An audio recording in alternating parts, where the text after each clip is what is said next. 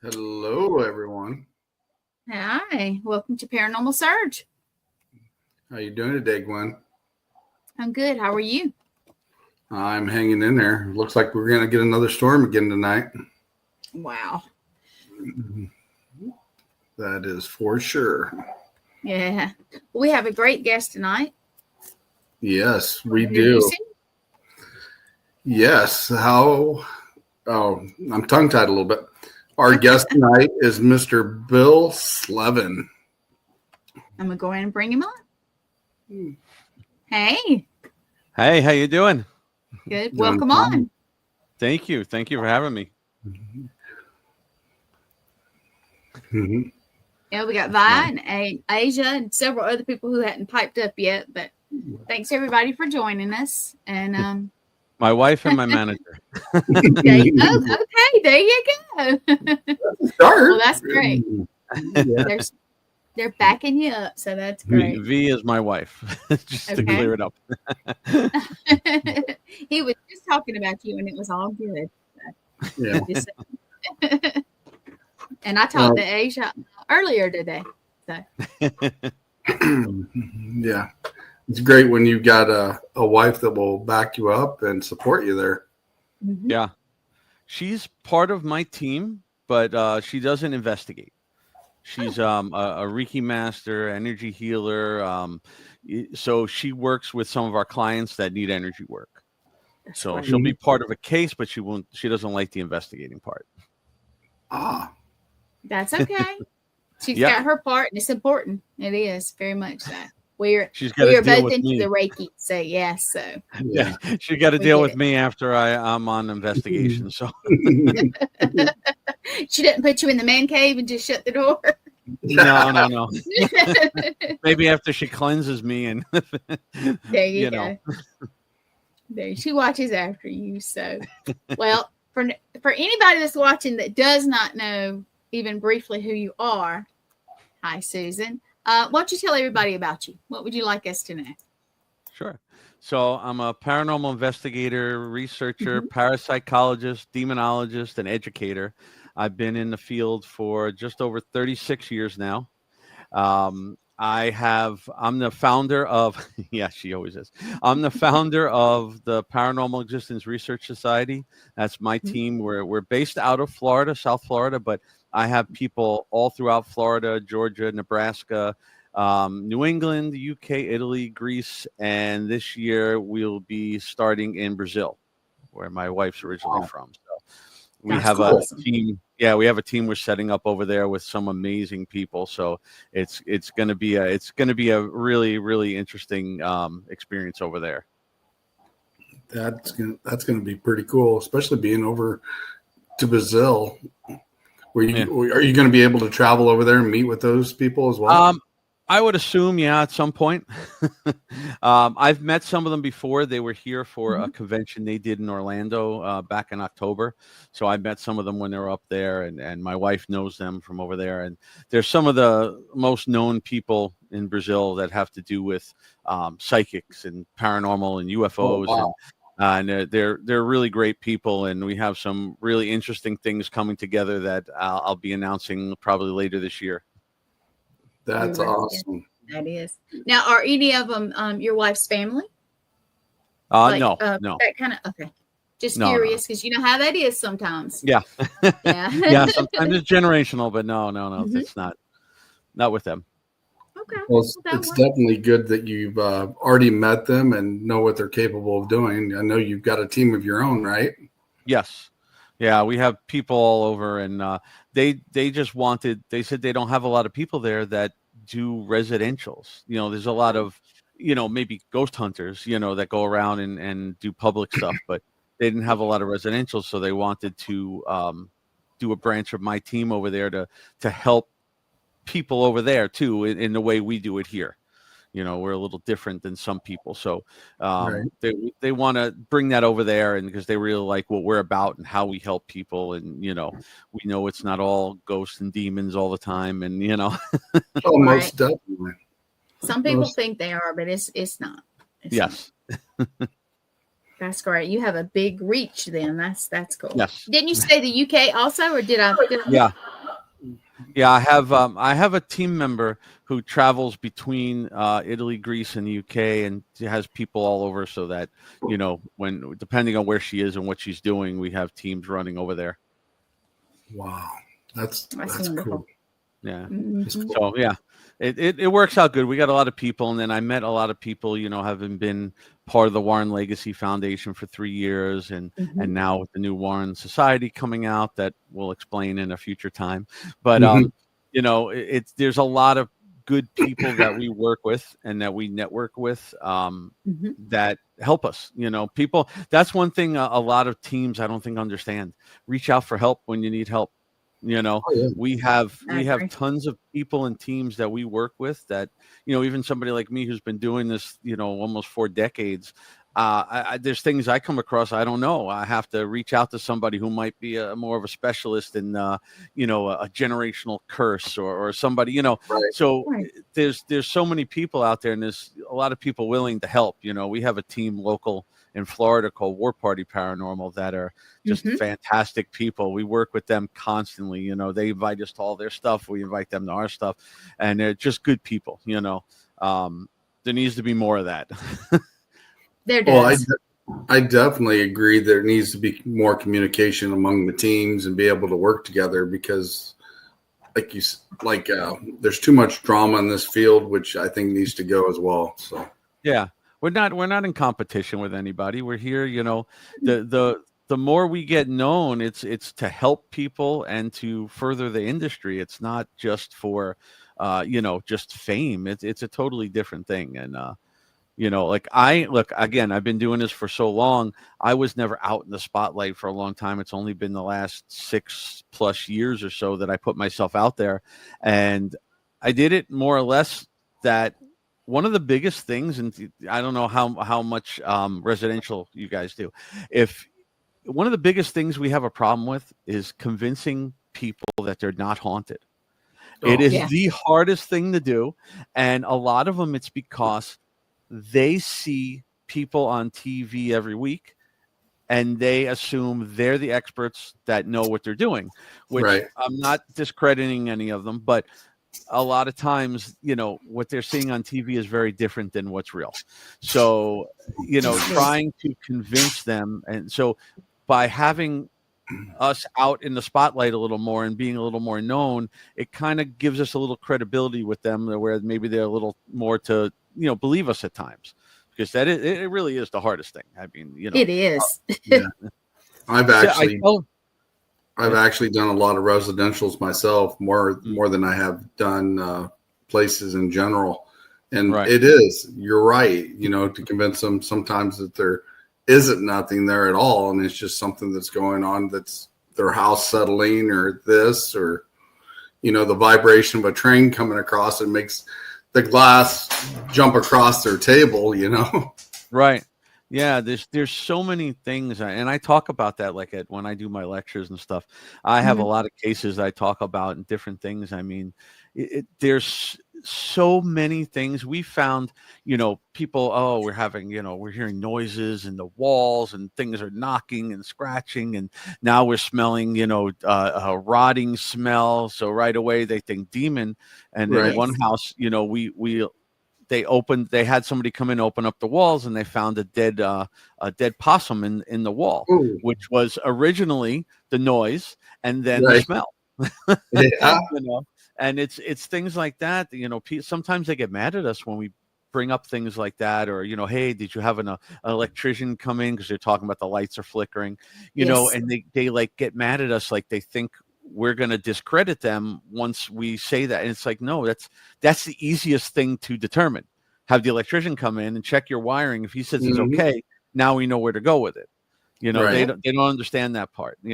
Problem is 70 to 80% of our cases are mental health, addiction, fear, a lot of different things. And we try to help them so that we can get them whatever help they need. We don't want to push anybody in a certain direction, but we're going to tell them what we believe and try to help them if we think it's, sometimes they will get annoyed with us if we ask them for psychiatric evaluations or medical evaluations. They don't have to do it. It's just sometimes if we feel there could be something there, we want them to get that checked out, because we don't want to give them the wrong advice. Right. We don't want to give them the wrong help. Sometimes they don't understand that, just because you tell us, oh, you happen to be schizophrenic, that doesn't mean we're going to go, there's your problem. Sometimes it's both. Sometimes they're more attacked than other people. Right. Things attached to them a lot easier. So those are some of the things we deal with a lot. And, it's just that. Have you had a group that has come in before you guys and told them just, yeah, I see it. Yeah. That, let's say things that aren't proven. There you go. Yes. And then you have to come in cases. Clean up. Yeah. A lot of the cases. If a case has come in and they say they have had a team there, we most likely know we're going to have an issue. It's once somebody, because people are very influenced when they call a team, they're expecting you to be, I know people don't like the term experts, but they're expecting you to be a professional and expert in what you do, a knowledgeable person, let's say, in what you do. So if you tell them, oh, I believe there's a portal in here and it could be a demon, and somebody else now is going to have a really hard time getting that out of their head because they're influenced by you. That's why it's very important to be very careful. We don't tell clients anything. Like when we do a Zoom call, like say for the initial interview, for the intake, they will never know who on my team is psychic or has certain abilities, because if they know that, okay, this person is one of our best psychics, they're going to stick to every word that person says. It's just one of those things where you really have to be cautious on what you do. If you think it is something, you can't just blurt it out to them, because it's, I teach my team that some of the people who maybe don't have as much experience as some of the other ones, don't yell out like, oh, I think that's something if they play an audio clip or they send a picture, because we weren't there. Like, we'll analyze it. I've been in IT field for 33 years. So I'm very knowledgeable of how to analyze photos and videos and audio. And, I'm not saying I'm right all the time, but I know how to analyze them and what causes certain things. But if you right away tell them, oh yeah, that's something, then forget trying to get it out of their head ever.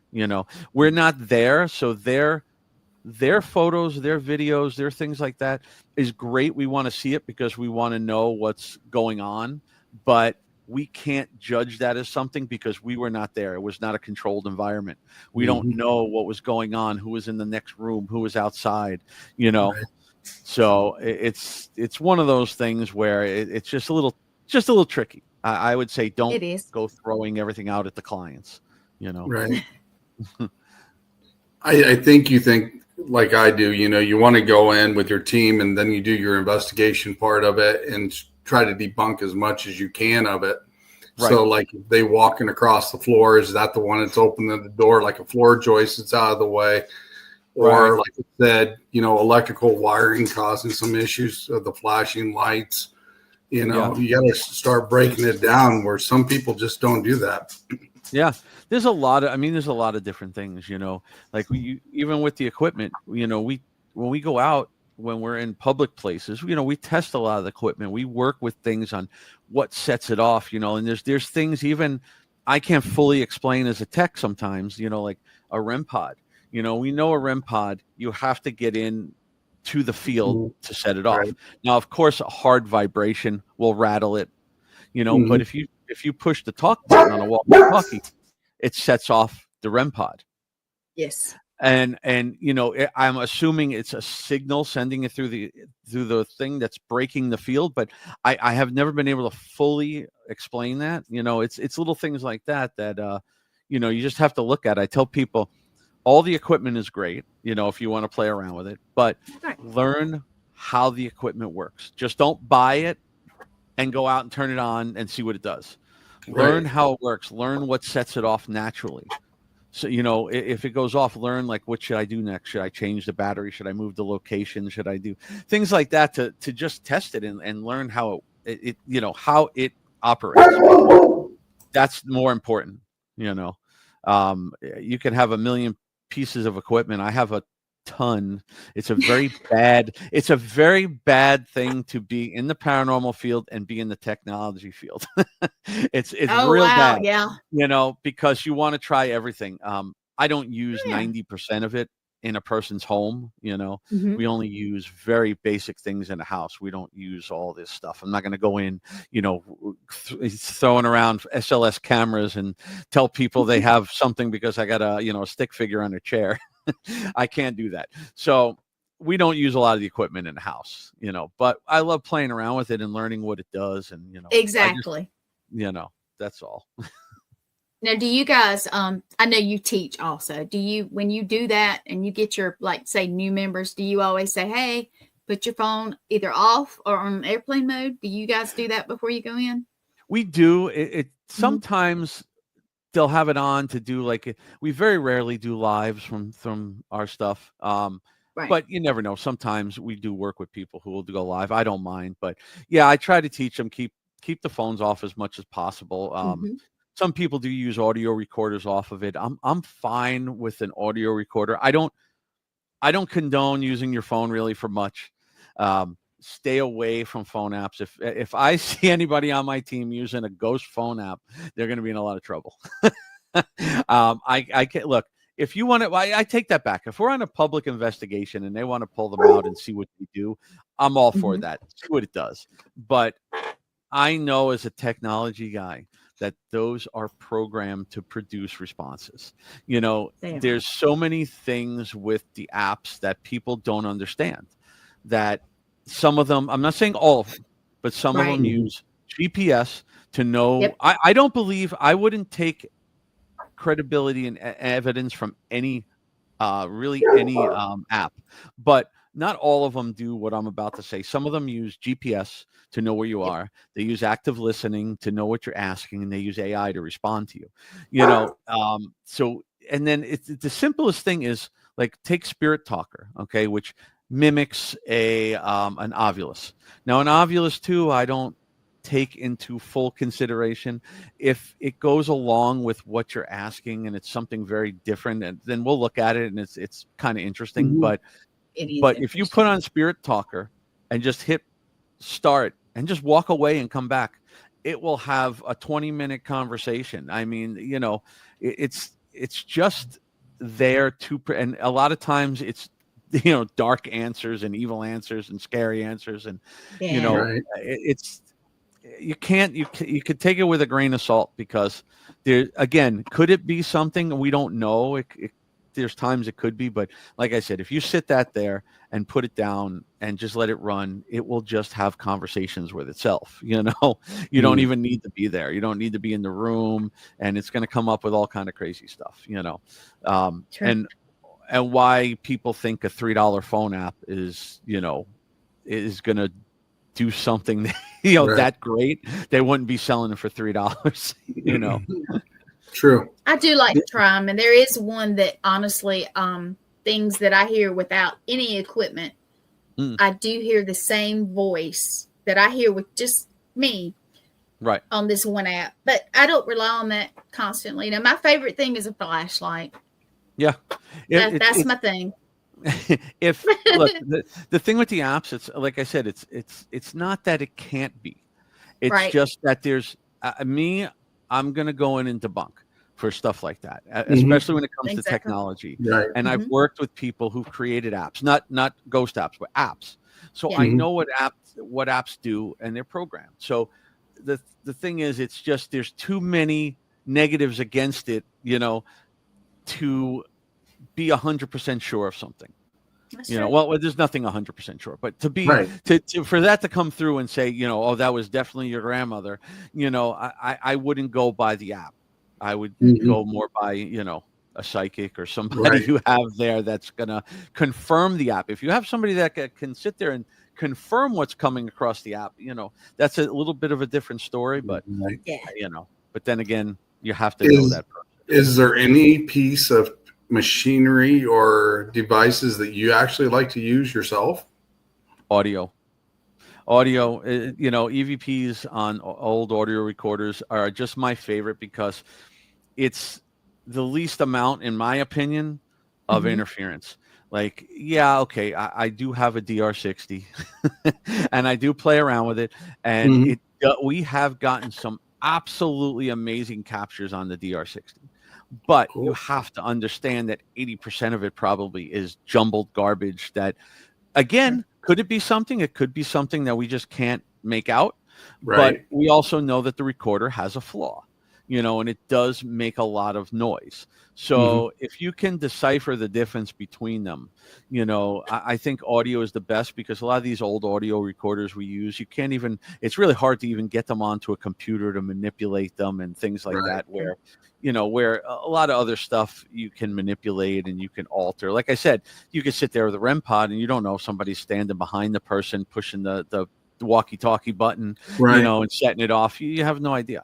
So audio, I think, is the best. How about That's cassette just- audio? The old. Yeah, I have some of them. I'd love I to like get my hands on some of them. Yeah. The only problem you have with cassettes Mhm. is it's hard to buy new ones, and you really need to use new tapes every time, because once you erase them, there's particles of there sometimes still on the tape that could come through. That could You make can it a little order tricky. them, but Yeah. sometimes they're a little pricey. Now, how Yeah. about the old-fashioned Polaroid pictures? Have you Yes. tried? I love Yeah, those. those are great. Those are great. But those are expensive too. Oh Yeah, exactly. Photos are good. It's just again, it's knowing how to use it and what to look for and what causes things. So it's just learn the equipment. You'll have a great time. I look at it this way: would you rather? This is a question that some people just don't like to answer. But would you rather just capture everything and not know what it is, or get that one or two good captures that really could be something. There's a big difference, like we were saying, I was joking with you before about orbs. So, I'm one of the people that talk about this a lot, and I hate to point it out to people. People hate me on the groups because I discredit all their photos with the orbs. But, the point is there are real orbs. They're very different. They're very, very rare. I've seen 3 in my lifetime, and you see them with your eyes. So I'm explaining to these people how scientifically, or, however you want to say it, that they do appear on, from dust and bugs and all that kind of stuff. But yes, it's better to know it. It's not that I'm trying to discredit somebody, because I'm never disrespectful to them. I'm always like educational, because I want them to understand why I'm saying it and what's causing it, so that they know what to look for. I don't know. That's just me. I rather look and say, oh, wow, this is something that I can't explain, than I have 400 pictures of orbs, So, I just, a lot of people don't want that. They just want confirmation of what they believe, I kind of agree with you, as in the fact of that I don't like chasing orbs myself. And like you said, they are very rare. Yeah. And they really are. Yeah, that's why I explain to people what they are and how they're captured. And I say the same thing. Could some of those things be spirits? I mean, nobody knows 100%, but I always say the paranormal is the unexplained. And if I could explain it, it can't be paranormal. So I can explain those things. An orb is solid energy, so it cannot be transparent. It can't be transparent, can't be translucent, and it doesn't reflect light. It has its own light. So all that stuff they see on the infrared cameras can't be orbs. If a real orb came into a room, it would actually trick your camera into daylight mode. It would be like turning the lamp on in a room. And I tell people, once you see it, you'll understand. I had that happen one time, and it took me a little bit to figure out that is what had happened, because we weren't seeing the orb. We were seeing, like I said, I have seen, I believe, that one. And now I have evidence, like a lot of folks, I have evidence sitting in the computer and everything, just waiting. And but that I did that one time, and that was what triggered it. And somebody brought that to my attention. Well, it flipped it, maybe. The problem is TV, YouTube, and even like ghost tours and stuff. They promote orbs a lot. And I have nothing against it. There's two things. There's paranormal entertainment. There's two different things. Yes. And I understand that you go on a ghost tour, and the more people capture orbs on the ghost tour and show all their friends, the more people are going to come to the tour, which is fine. And I understand it, but I'm just never going to lie to them. When people come up, people come up, like when I'm doing a show, I'm a guest at a convention or something, and they come up to me, and I see them, like they're waiting in line behind people, and I see them like scrolling through their phone. I'm like, and you're like, oh, your phone. And they'll come up and you'll be like, yes, they're like, hey, I want your opinion, and I cover their phone, and I go, I'm gonna be very honest with you. So just understand that if you're ready to accept what I'm gonna say, I'll look at it, but I'm gonna be very honest with you. Of course, sometimes it's hard if you get a young kid that's all excited and running up going, look what I got. I can't that excitement. I but can't. You have I to, can't do it. Yeah. Yeah, I can't do it. You don't want to detour his intentions on probably being a paranormal investigator in the future. Right.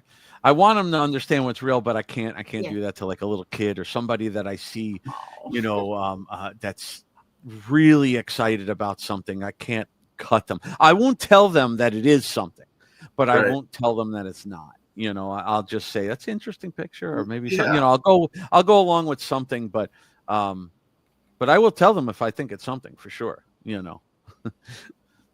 But the groups, the Facebook groups, those are the only people I think you'll find out there that talk crap about me. Is some of those groups, they really don't like me. If they're talking crap about you, maybe they're a little bit jealous. Or you're doing something right. Or you're doing something. Yes. I'm discrediting their photos, and they all get worked up, and I understand. I stepped way back. I used to be on those groups a lot because I wanted to help people. And honestly, I've gotten a lot of cases through those groups, because, oh my God, some of the things people tell people. I've seen people on there where, oh God, it does. It's not even the person, it's the people that are giving them advice that is the worst things I've ever heard in my life. I've seen people come on there and post pictures and somebody's like, oh my God, that's a demon. Get your family out of the house. You're going to scare the crap out of them. Right. And but then sometimes you get people that are like the original person going, wow, that would be cool. No, it wouldn't really. No, but, it would not. It definitely would not. But I've had people that wound up being clients because I had to go and DM them and say, listen, I'm not trying to be rude, but don't listen to these people. I got people telling them, hey, go out and buy paranormal equipment and try to communicate with it. No, don't do that. No, Somebody told a guy, go to the sink, get a glass, fill it with water, say a blessing over it, turn it to holy water, and then bless your house. It doesn't quite work like that. It's not that easy. No. That's not really holy water, and that's doesn't work the same way. What the part that they don't. Yeah, and the part they don't realize with that, and this is coming from somebody being a demonologist for 30 years. If you have holy water, let's say you went and got real holy water, legit, and you think there's something in your house, and you start blessing the house and saying prayers with it, if that is something demonic, which is rare, but if it is something demonic, right, it's now going to come out. And what are you going to do? It's not going to go away because you threw holy water. It's now going to come out, and you're going to have to deal with it, and that's not a good idea. Yeah, it's not going to be happy about the holy water either. So yeah, there you go. Yeah, exactly. Yeah, most definitely. I mean, you're just aggravating the problem if it is there, and like you said, it's a rare occasion that a demon would be there to begin with. But like you said, if it was, you're just making a big issue right there. Right. That's something we do to find out if it is. So you don't want to do that. It's definitely not a good idea. But there's a lot of mixed things out there from people. And the Ouija board. Oh wow. Yeah. But it's all good. Like I said, I don't like that people are lying out there on show like YouTube things and stuff where they're making all false statements up because it is confusing people, but like the shows and everything too. I tell people, a TV show, any of them, some of them are real investigators. They're in real haunted locations. They're using real equipment. So it's not like they can't get anything, but I know a specific show that I'm not going to name that I know they take 22 days to film an episode. So all that time, a lot of it is interviews and things and whatever, but there's multiple nights inside the place. So they're going to take that and cut it up into their 45 minutes, and give you all the best things. People don't understand. We go out in 10, 12 hours sometimes and get nothing. You need a lot of patience to really be in this field. You get a lot of nothing at That's time. True. That's one of the things when I like to do when I go out on investigations. If I go live, what you see is what we're seeing live, and then you have a chance to comment. Say, hey, what was that just went by? So then I could debunk it if I didn't see it or they seen it. And it's authentic right there. There's no second guessing it. That's one of the things I like to do because going back and editing it. No, I don't do that either. Yeah. And, if you're live doing it, you have people that can see some things that you can't see that could actually say, well, no, something fell over there. You didn't see it. So now that's what that noise was. It's something that, you got to keep in mind with everything. But, I mean, look, I watch all the shows and I watch them. They're all entertaining. Of course. I have nothing against them. I've been on some shows, but I'm not going to go on and fake stuff. I'm not going to go on and do that, But see, I like doing lives, but because you can different views, different people. But we even do it for classes, and it's. I think it's great because we like the last one we did. We had somebody say, "Hey, that cabinet over there, it opened," and we were all we didn't see it, we didn't hear it. Sean, do you remember that it just opened? And that was one of the things that we didn't tell anybody that would happen in the house. The cabinet would open. And sometimes if it would close. But they saw it and they were like, oh, and some of them got really excited. But that's cool. The fresh meat excitement, or as we call them, bait sometimes, we jokingly, and they go, what? I tell people too, the best evidence isn't captured. It's always when the camera's not running, the battery died. You shut everything off. It happens a lot. It really does. It's frustrating. What if you're afterwards you're sitting there and everybody's having, hey Lee, that's our CEO, Lee Triana. Hey, that's my sis. So what if you're sitting there afterwards and everybody's cooling off and having a water, my case Dr. Pepper. And then something happens and there's nothing on. And everybody goes, did that just happen? Did that just happen? Yes, it did. Of course it did. Yeah, exactly. Or it happens when you're starting to set up and get ready and everything happens then. And then you don't, nothing's on. Yeah. Happens a lot. It really does. I mean, and there's days like we have this place. I'll just say, I can't say what it is. It's just because it's it was a psychiatric facility. And we've been investigating it recently multiple times, and it's amazing. Sometimes we have a lot of activity, and sometimes we have absolutely nothing. nothing. I'll tell you a funny story with my wife. Like I said, she doesn't come to investigate, but we were going to this place, and she knows that we have full access to this place. So she knows, like you guys know, obviously, what the Estes method is with Spirit Box. Okay. Yeah. So do you know the Delco experiment with the Delco goggles? Yes. Okay. So I'm good friends with Mike Del Coro. So I've had those goggles for a while, and they're great. So she's seen the videos like of us doing this, and she said, I don't fully believe that the person can't hear you, and I don't believe that the voices coming through aren't just from the radio, which is understandable. A lot of people say so I'm honored to be on. Thank you. So she said one night, she goes, I want to come and I want to do that. She goes, I'm not staying all night, but I want to come and do that. And I was like, all right, and I use the real stuff. I have Vic Firth headphones, that are real noise canceling headphones. And I use the S box from Ghost Stop. It's just, I like it. It's a lot louder. It has a lot of different features to it. I like. Right. She was kind of blown away by it. She said she could not believe, and she was right. She could not hear. You can hear some mumbling sometimes, but nothing that you can make out what we're asking or what we're saying. And she was surprised by the voices that she was hearing. And then when she talked to us and watched some of it back, the direct responses that she had to our questions kind of surprised her, But the strange thing about that was we were having a lot of activity, and then she left, and then a bunch of us stayed there for like another few hours. And when I tell you, we had absolutely nothing at all happen after she left.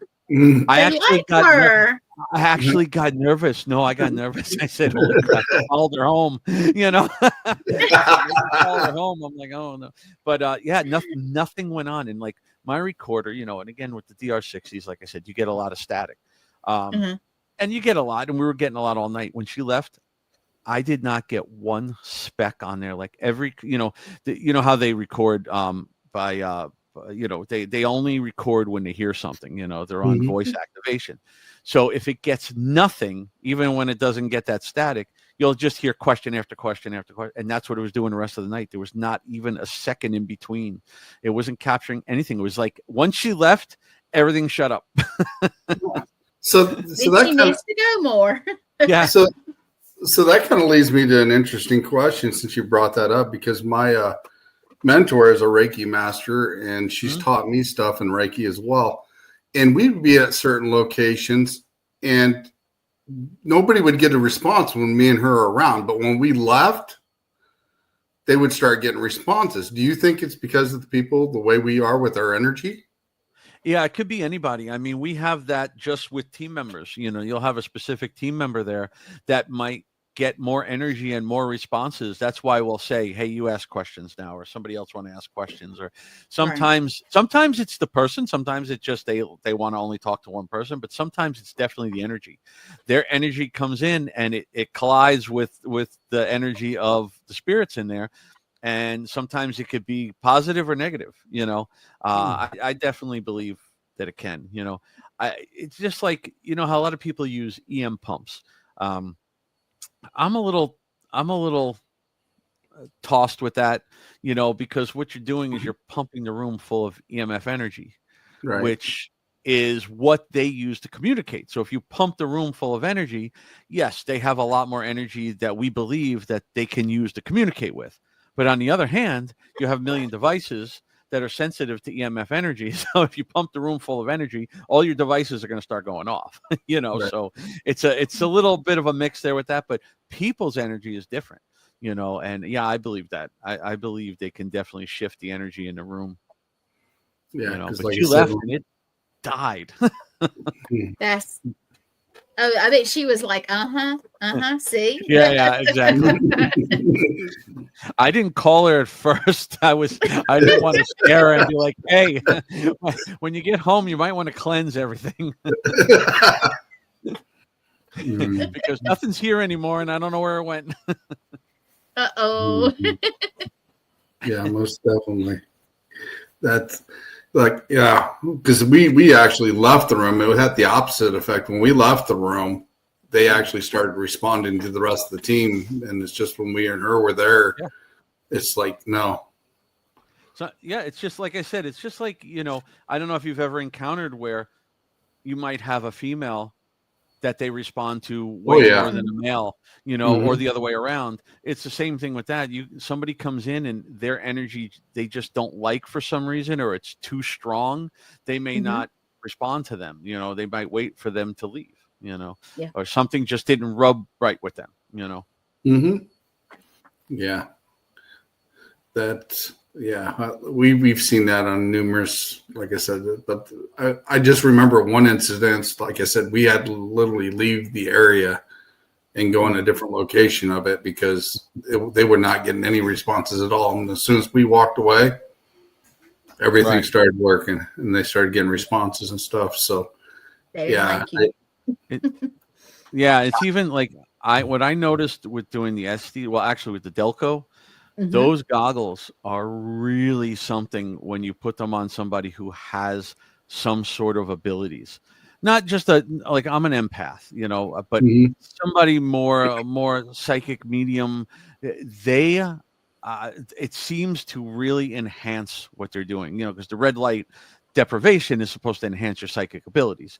So I've seen it really do some amazing things with some of our team members that, you know, they were getting two things. They were getting stuff coming through the white noise and then stuff coming through psychically that they were hearing and seeing on top of it, just from those lights, you know. Did your wife, how did she feel about the goggles? She liked them, you know. She was very surprised. She really was. She was really surprised to she really thought that she would be able to hear us.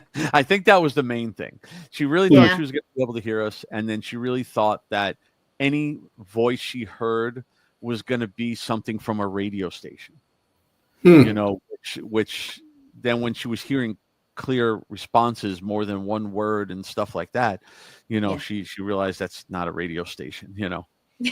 I know a lot of people argue it is, and, you know, but you know, that thing scans so fast. I mean, there's certain you will get certain music and certain words that come through, like a partial word, you know, that could influence you and put something in your head. But when you get a sentence, it's Right. a little different, or even multiple words or multiple syllables or something. It's not or coming from something one that state. just fits totally with somebody asking. That's Right. amazing, especially the Right. first time you hear it for yourself. Right. It is. It's like one of the things I teach people with recorders is, we'll be in a room and we'll set up, and usually 3-4 people will have recorders. Sometimes we'll even put a few down on the table. We'll use different ones. I'll sometimes run, my Tascam off to the side, just run it through the whole, investigation. Sometimes I have one of my wrist recorders on that just runs through the whole investigation. Because I tell them that if you get a really good EVP and you're just not sure, listen to the other recorders. Because Right. if we do a session and 3 people have it, then that's something natural, in my opinion. That, again, it's my opinion. There's no way that the spirit came through on 3 different devices at once saying the same word. We look at it more that if you get it on one device, we think it's them communicating through. I know some people think differently than me. They think the opposite. But if you get it on multiple devices, like if I have it here and my teammate's a little bit across the room and she gets the same noise or sounds like a word, to me, I'm going to take that as it picked up somebody in the hallway, somebody from the other room, because both of us got it. I can see where you're going with that for sure. Yeah. I mean, yeah. More of a natural side, because how did it come on both recorders? I mean, we have gotten sounds that we couldn't understand through multiple recorders that were slightly different. But if I hear a clear word, I'm going to assume that it was somebody or something from outside or something like that. If it's on both recorders, the same thing, Yeah.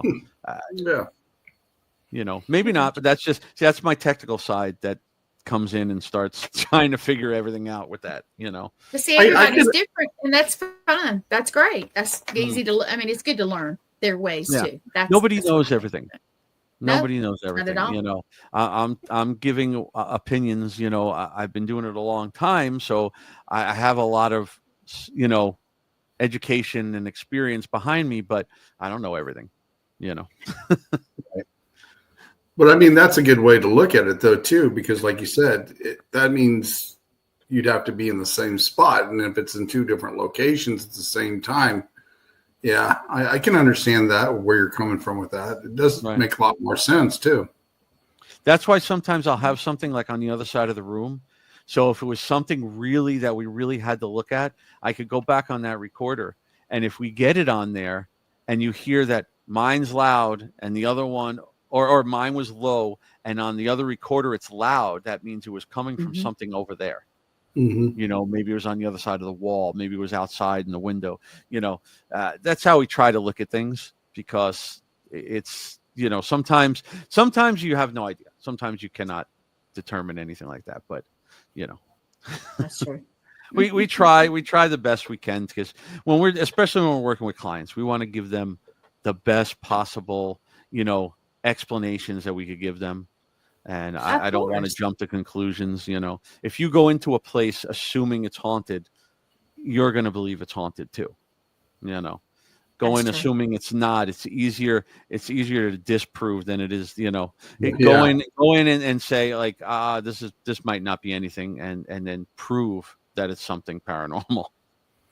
Yeah, that's one of the things, being the lead on the team. I tried to find out a little information about the location just for my team's safety and everything else. But in general, I'd rather not know anything at all than compare something after. It's like, okay, we've got these names, we've got these words.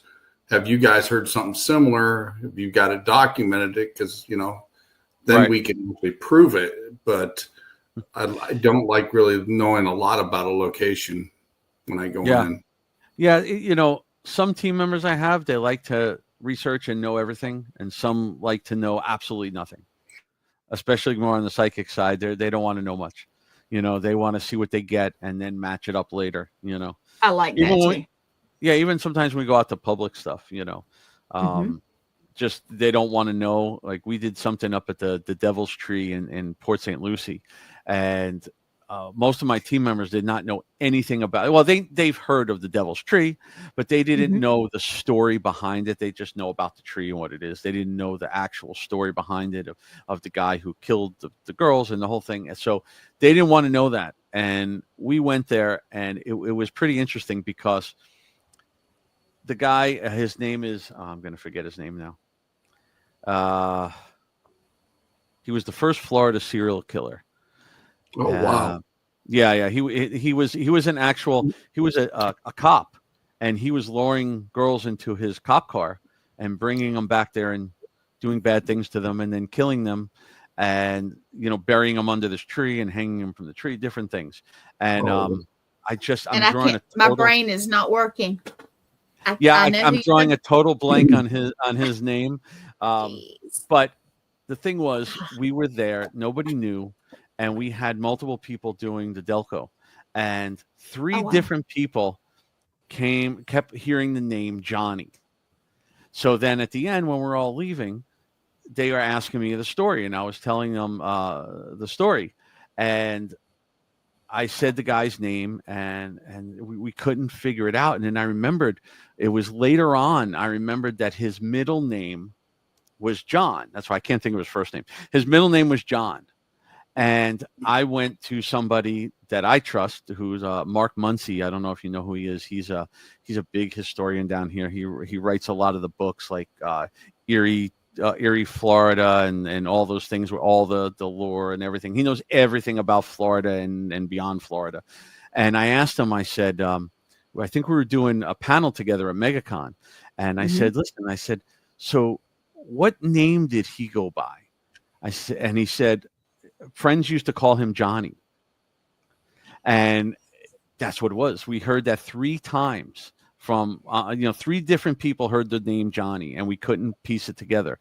Now, I'm assuming that's what it was. I don't know 100%, but it was good to hear without telling somebody, hear them come back and just say that without me asking, and say that he was referred to by John as Johnny at times. So, those are the things I like to definitely look for and try to. There it is, Gerard. Thank you, Asia. Thank you, Gerard. I could not remember the name. I'm sitting here going, oh. I just popped it up on my phone when I was sitting here looking for it. I was about to go search for it because that drives me crazy. Me too. Yeah. But it was great to hear that from Mark that he went by Johnny, because the other part was one of my teammates. It was funny. They were here. It was one of their first investigations with us outside, and they said, "Hey, we're coming from Orlando, and we have a friend with us. If it's all right, we bring him." And I'm like, "Yeah, it's a public investigation, His name was Johnny. So he was getting a little freaked out, I think, because everybody kept saying Johnny, and he's like, "What the hell's going on?" And I'm like, I don't know. We didn't know at the time, so we were all, joking with him a bit. But my favorite place used to be. We used to go up to it was in a 280-acre abandoned prison in the middle of the sugarcane fields in Belglade, Florida. Oh, wow. It was an amazing place, and they demolished it a couple of years ago. Luckily, was able to go there a bunch of times. It was a very active place, a lot of fun, and it was fun to take my newer members, because if people come and they're like, yeah, I want to do this, I like this, I'm into this, or whatever, and I interview them, I talk to them, but then bring them out to a prison at 1 o'clock in the morning in the sugarcane fields. You'll see if they really want to do this. But the place was really, the place was really, really active, and it was a great place. But you know what happens? People come in and do all stupid things, and I don't even want to blame. I don't want to blame the gangs. There's a lot of gangs there, especially in Belglade. Belglade is gang infested, but. It's not the gangs. That's what people don't understand. The gangs don't want to do, like, the last time they shut it down was when it was a bunch of kids went in and they burnt down the church. Oh, no. Like, the gangs aren't going to do that. they're not going to disturb their place where nobody can, come and find them. It's a 280-acre prison. The cops didn't go there much, so the gangs aren't going to go and burn down a church to draw attention to themselves. They're just stupid people. Yeah. And then they ruin for everybody else. That's how it is sometimes. Yes. So, yeah. That was a fun place. I will say this: if you get a chance, have either of you been to St. Augustine? No, but I want to. Okay, love St. Augustine. I go there almost every year. My wife will probably say, "No, I don't want to go anymore." She's sick of going. We go every year, like through New Year's and stuff. Just go up. It's a great place to just go and relax. But there's a lot of stuff for me to also do. And when we were there last year for New Year's, we went to the people with Ghost and Gravestones tours. They were real great. They comped me into the old jail tour, and the old jail at night is great because this wasn't. It's still a public tour, but it's more of a hands-on investigation. They have a lot of equipment for people. Tour guides were fantastic. I love them. They talked a lot like I did. Like they were not telling people, these are orbs. These are they were explaining to them the real stuff. And because they don't need to lie to them or explain, because this place is active.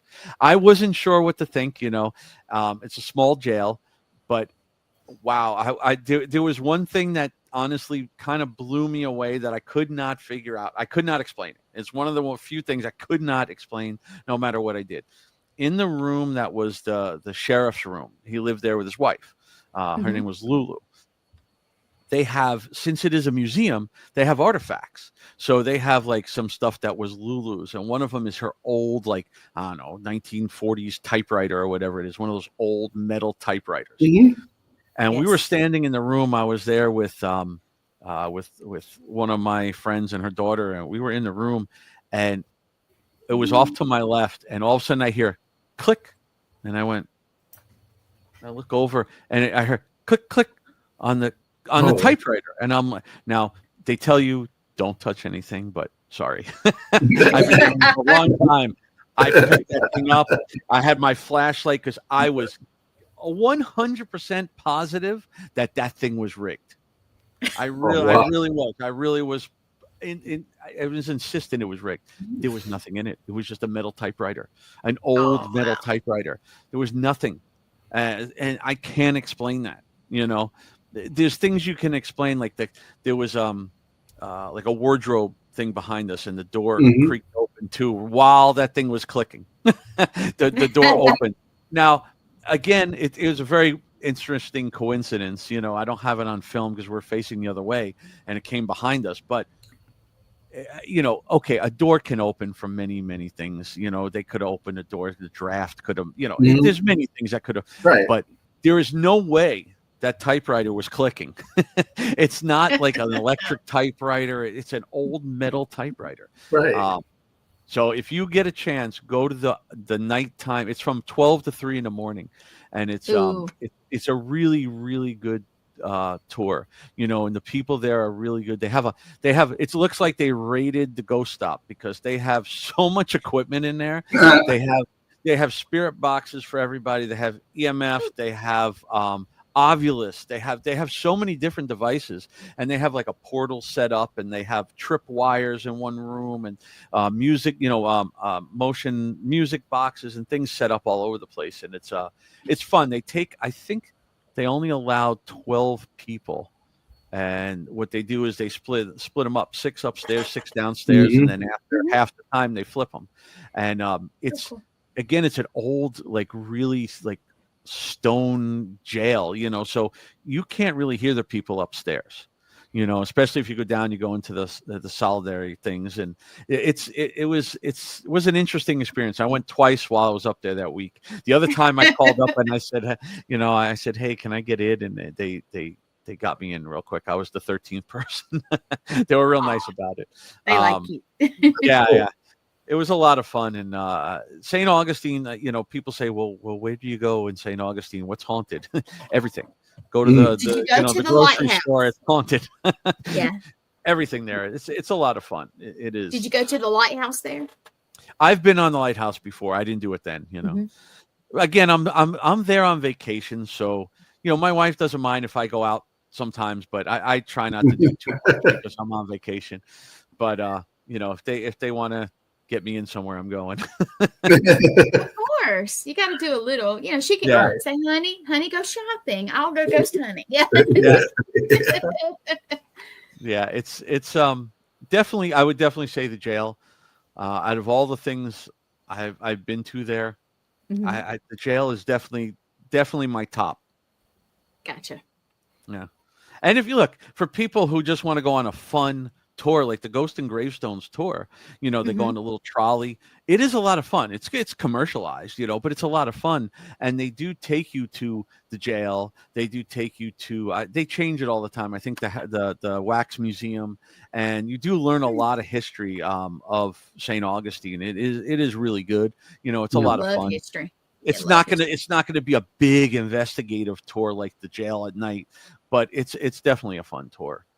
Right. I've been on theirs there and the one down in Key West. Key West, another great place. You got to go to Key West. Have you seen Robert the Doll? No, not. No. Nope. The last time I went to Key West was years ago. I did love it, but back then I wasn't in the. Now. Yeah, but I gotta go. I don't know. Robert, did you talk to him? Did you talk to Robert? Yeah, I've known Robert for many, many, many years. I'm good friends with David Sloan that takes care of him and does the tour and wrote the books. And David is such a great guy. And every time we go down there, I've seen Robert many times. Robert is fine as long as you're respectful. Yeah, if you're respectful to him, you have nothing to worry about, really. People get very frightened over it. Just be respectful. David even talks about it now. He says he doesn't truly believe the whole thing about asking permission, but it's like if you see the thing on the wall that says you have to ask permission and you look at it and go, oh, that's stupid, that's disrespectful.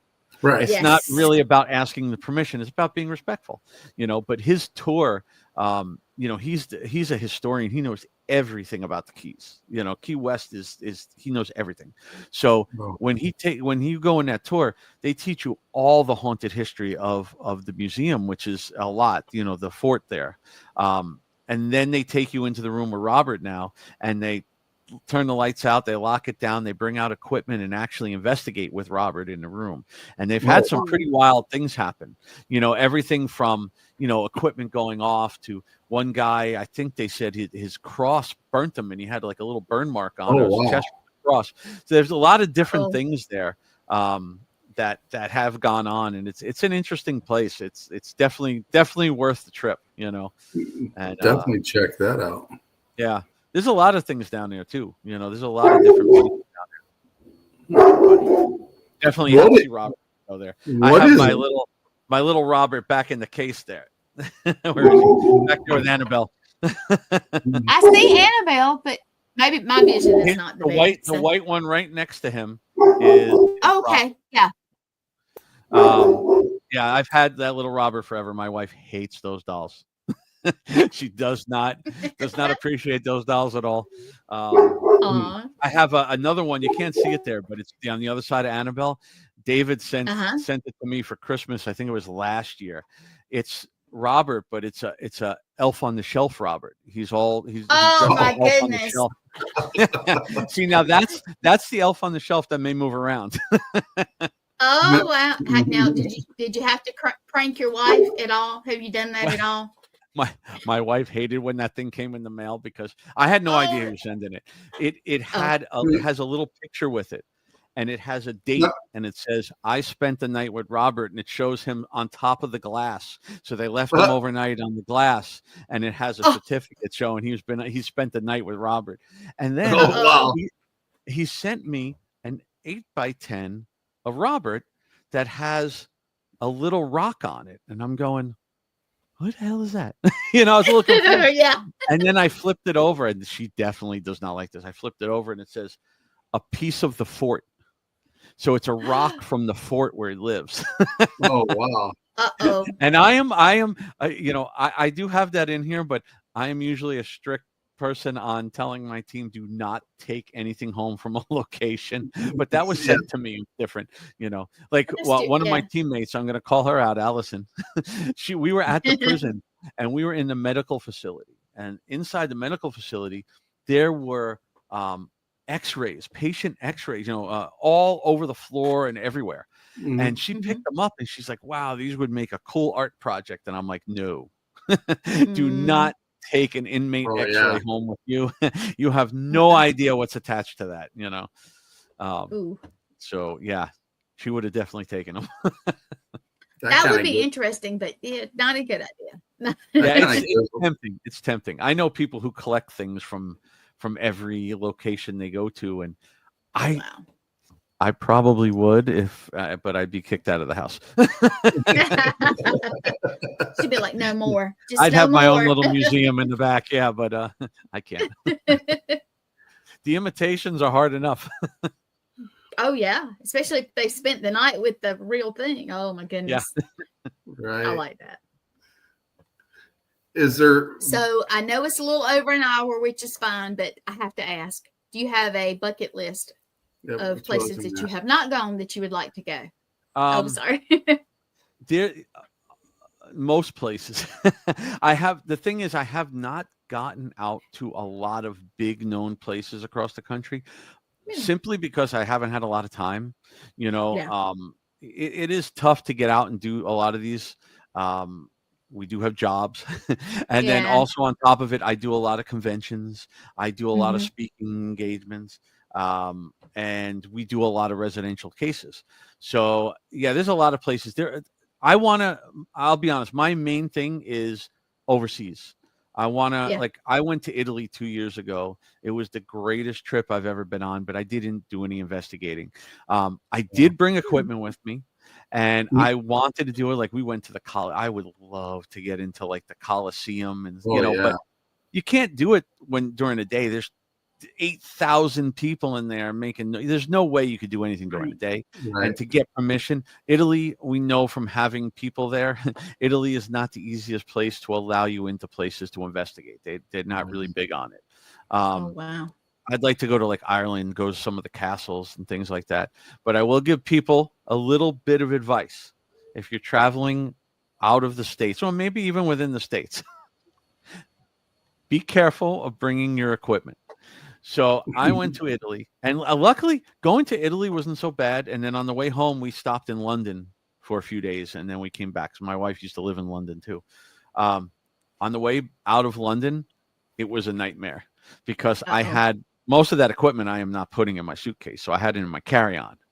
And picture the carry-on going through the scanner, and in there is a REM pod, which looks straight out like a bomb.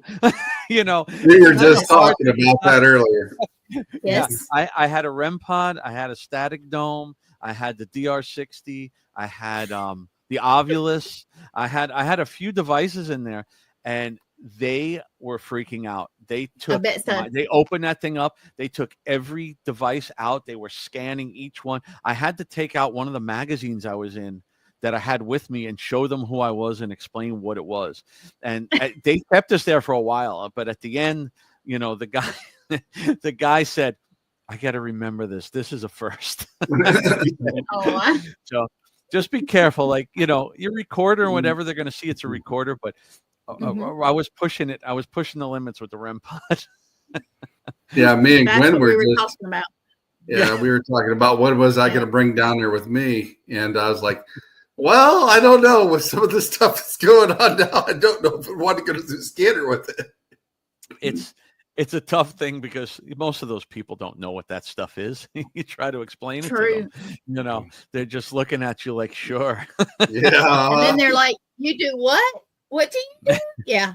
That look. Yeah, I'm gonna wear my team shirt when I get on the plane. So I'm sure I'm gonna have a bunch of questions when I'm walking through. Yeah. I do that at places too. And, but I really wanted to go to Bobby Mackey's before they tore it down. I never got the opportunity. We were trying to plan a trip with the team to do like Waverly Hills and Bobby's at the same weekend, Mhm. which is a lot.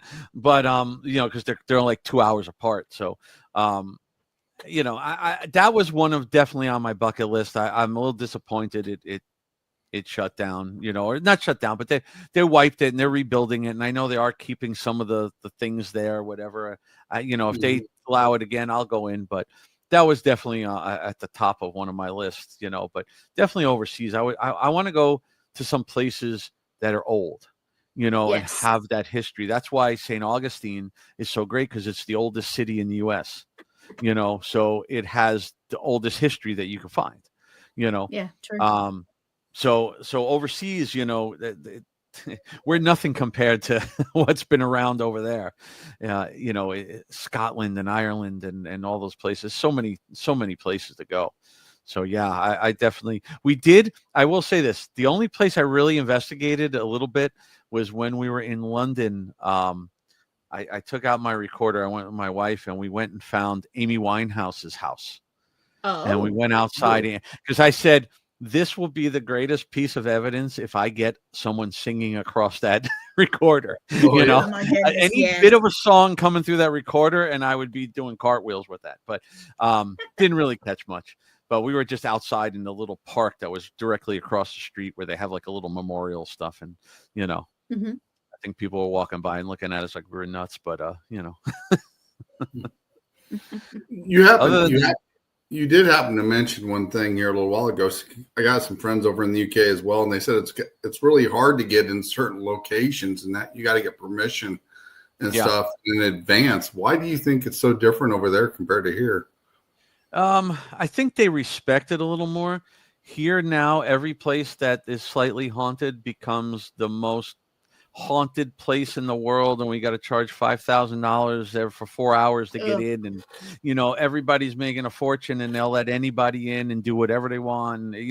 Over there they're more respectful of the history, and they don't want people coming in, I think, and just throwing everything up on YouTube and TikTok and making a mockery out of the location. A lot of them are like that. I've heard some stories through people. I'm part of the Ghost Club, which is the oldest psychic club. It's all parapsychologists and everything from like the 1800s.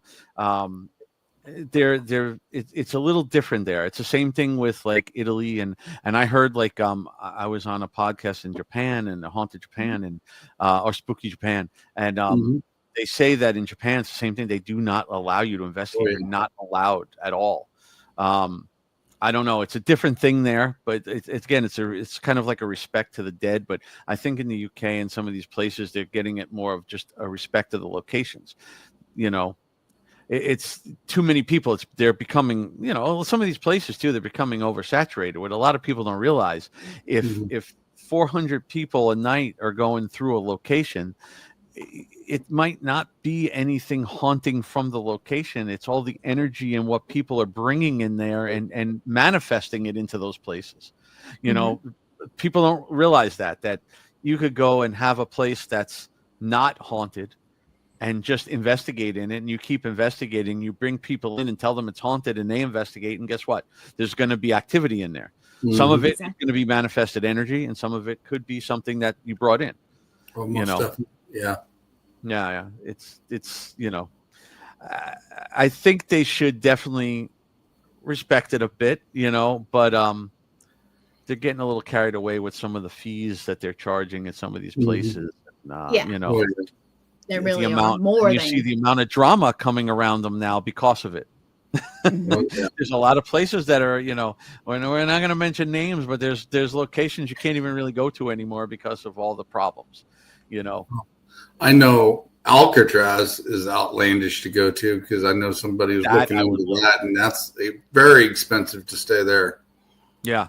That, see, to me, something like that's kind of worth it because that's not an easy thing to get to, and the history of that place is just crazy. I mean, if you take a group and bust it up between several of you, it wouldn't be so bad. But man, it's really expensive if you just got a small team going.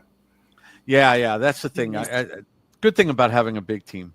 I always used to say, if you ask some of my my original team members, they'll tell you, I always used to say, I even used to lecture about it. I don't want a big team. We had like 6 people. I'm like, I'm good with this. And now all of a sudden I have like 27 people across like, how many states, and, it's because I've come across people that I really care about and I think are just amazing investigators, and that's why I bring them on.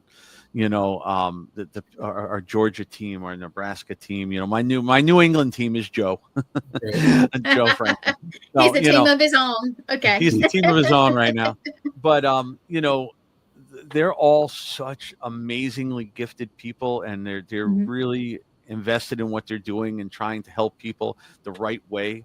So I don't mind expanding out, because it's not a problem. We don't have drama in our team. We don't do it. I won't allow it. And, we may all watch what goes on out there, but we don't get involved. It's almost like a train wreck. You can't look away sometimes, but unfortunately. Sometimes I just got to click off it and say, nope, I'm done. I can't watch it anymore. Nope, forget it. And I started, I'm originally from New Jersey, so I started up there. I've been down here since '98, though, so I've been down here a good amount now. And my team, like we were talking about earlier, before we came on, I formed my team because I was tired of dealing with the drama of other teams. It is a lot to run a team and make everybody happy and keep everything good and do it, but it's worth it when you can control who's on it and not have those issues, because I was on some teams that were just horrible. The things they were doing I didn't agree with. The people were just a nightmare. It's competition. It shouldn't be a competition ever. Right. I think the best feeling in the world, is in the fact of being a lead on the team, is when you got your team that you can go in there and actually help the people and understand what's going on in their house, and then get a satisfaction afterwards. Thanks for coming to help me. You made me understand this, etc. That's the best thanks you could ever get. Letting them know what exactly is going on there and being honest with them. And, don't make it a lot of drama. Just go in there and do what you're supposed to and help them understand what's going on in their house. Yeah, no, absolutely. It's those people, a lot of them, look, we get some that are full of it and making stuff up. And, sometimes you'll get, that's why we weed them out, pretty good. Sometimes we'll get people that are like, you show up. We went to, I'll give you an example. I had a case up in Jupiter, I think it was up that way somewhere in Florida, up by Jupiter. Within a half hour, all of a sudden the doorbell rings and they brought friends over and things like that. It's like, it's not a party, it's not like we're here, like you hired a magician,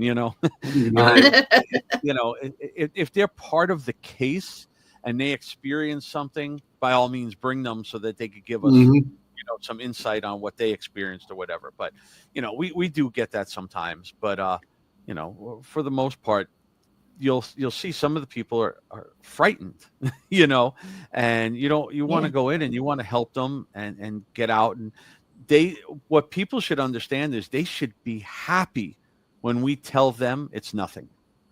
They should be happy that we're telling them that.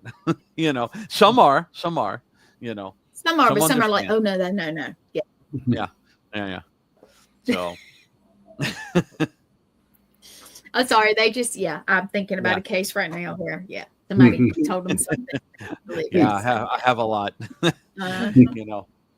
and the first thing, I can't tell you the amount of calls I'll get and be like, listen, we believe we have a demon. Oh no. Everybody believes they have a demon. And I've done well over 1,000 residential cases. I get called in by other teams and people to help assess if a case could be demonic, as a demonologist. Right. Yeah. So I've been on many cases where I was called in. I've been on 7 confirmed demonic cases in 36 years.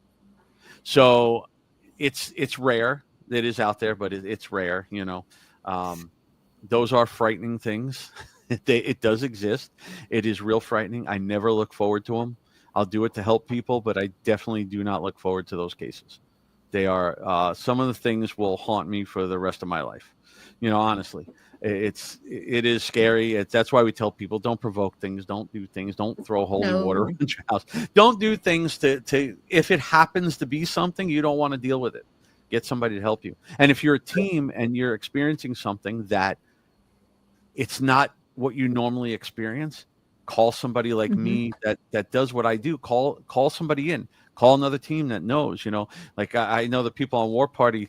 They may call me in if they get something like that, because they may not have the same experience as I've had over these years with the demonic cases. And you want to make sure what it is, because you can endanger yourself, your team, and the client if you don't know what you're doing. And we've had that. We've had people go in and stir stuff up, not even demonic, but stir stuff up because they didn't know what they were doing. You pull out, if you think it's demonic and you pull out sage, that's not going to do anything. No doubt. Yeah. The demon's kind of just like taking that in, like, thank you. That's really not going to do anything. Yeah, thanks. Got more? Yeah. And then slap in the face afterwards. Yeah. Yeah, exactly. Oh, wow. And it's like, also I tell teams, when you go in, don't just cleanse the house. Teach the family how to cleanse. Teach them what it is and how to do it correctly, because they need to be able to take care of their own situation. Because if they keep doing some of the things they do in their own lifestyle, they're going to bring it back. They're going to do different things. Like, we've had people that are big, antique collectors. That's fine, but cleanse the stuff. Learn how to cleanse it properly. Just taking sage and burning it and throwing it around the house does nothing. It's about your intent and what you're saying with it. Exactly. And just teach them. You got to give them a little education. They got to understand. Sometimes it's about teaching the client how to change their lifestyle. Sometimes it's their lifestyle creating that negative energy in the house. Yeah, the way they talk, the way they manifest it, and it just keeps coming back no matter what. And then you try to explain that to them and have them switch. Yeah, they're just shaking their head. Right. Like in parapsychology, we've learned that there's been a lot of studies that have shown poltergeist activity is actually energy caused by teenagers in the house, especially female teenagers. Yes. A little more on the female side, just because their energy shift is so strong during like puberty that it can actually move things in the house. And that's why there's so much arguing and so much fighting and so much, sometimes it's a matter of cleansing the energy in the house and things will kind of clear up. And straighten out. We've had people fighting, husbands and wives, parents and kids, and we cleanse the house. We use singing bowls. We use all different types of things, cleansing energy. And all of a sudden, that negative energy goes away. They stop fighting, which is a big deal. So any way that we can help them, any way you can help them is good. Yeah, most definitely. Most definitely. So would you like to tell us anything that you have coming up that you can talk about? I understand that. Sure. There's still a lot of things I'm not saying yet that aren't 100% confirmed. Exactly. I will be, let's see, I think next Friday night I'm going to be on Bishop Long's podcast. I believe he's only audio with it though, but I believe it's live though. I'm going to be on his podcast. I've known Bishop Long for a long time. I'm going to be at the Connecticut Paracon in July. I think it's 12th and 13th. I'm excited to be up there because there's a lot, like I said, there's so many people going there that I know, but I've never met in person. Yeah, like us or me. Yes. Sean, I'm not sure yet. Yeah. Pretty much almost everybody. I mean, I know Joe. Most of the other people there I know for years and years, but I've never met them in person, So I do have UltraCon in, I'm going to get the dates wrong. UltraCon is in West Palm Beach in September. I believe it's like the 19th or 20th that weekend. I'm going to get yelled at if I say the wrong dates. So I have that coming up. There's going to be a bunch of other things. I just I just can't confirm it yet. I'm just waiting for confirmations on dates and everything. Right. So that's I think that's everything I have right now, just set. But I'm excited, and like I said, I got 2 big projects that are coming up. One that does involve, the Warrens, and Joe Frankie and all that, and the other one is with the team in Brazil. That is going to be it's not just about the team. It's about a whole thing that's being put together that has to do with investigating and education. And it's going to be a really amazing thing. And I'll come back on and gladly talk about it when it's all out there. Yeah, we'd love to have you. Sure. For sure. Did Gwen freeze up? I think Gwen froze up a little bit. There she is. She's back. But yeah, we'd love to have you back on in the future, especially when you get all the information ready to go. Yeah, sure. Anytime. Like I said, when we're ready with the other thing, we could get me and Joe together. Awesome. We'll come on and talk about that. That'd be cool. Yes. That'd definitely be please. Cool. That would be cool. Yes. And that will be definitely before in Asia. Anytime you want to come on, you come on too. Yeah. Yes, for anybody who doesn't know it, cool. Asia is my manager now, so all my stuff goes through Asia.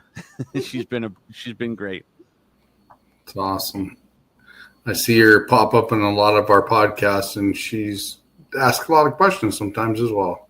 Mm-hmm. Yeah, I talked to her too. Well, I messaged with her today. That's talking to some of us. Yeah. Right. She keeps freezing up. Is there any place that they put? I'm tongue tied. Gotta spit it out here. The locations where people can find you. Oh yeah. Well, for me, it's simple. My website is billslevin.com. My team site, if you need help, is PersFL. So it's PERSFL.com. I'm on Facebook. I'm on Instagram. I'm getting yelled at because I don't do my social media as much. I'm on Facebook a lot, but I do have Instagram. I do have TikTok that I'm starting up.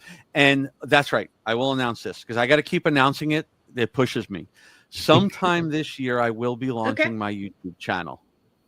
My YouTube channel, I've been yelled at for many, many years from my wife, from my friends, from fans when I'm at conventions and stuff, all getting mad why I don't have a YouTube channel. It will not be a weekly investigation. There will be some investigating. There'll be some educating. There'll be some historical stuff. There'll be some interviews because I have, I'm connected to a lot of people. So there will be a lot of different things. It will be a big love of the paranormal all around. So it will go out this year. I pushed myself to make sure I announce it, and it is there now. It's at all my social media is Slevin Paranormal. So all Instagram, everything, it's just at Slevin Paranormal. You could go and subscribe to it. There's nothing on there yet except the graphic header, but it will be coming this year, and I'm expecting it to be pretty good. I'm looking forward to it. I needed the time to do it. I didn't have the time. All right.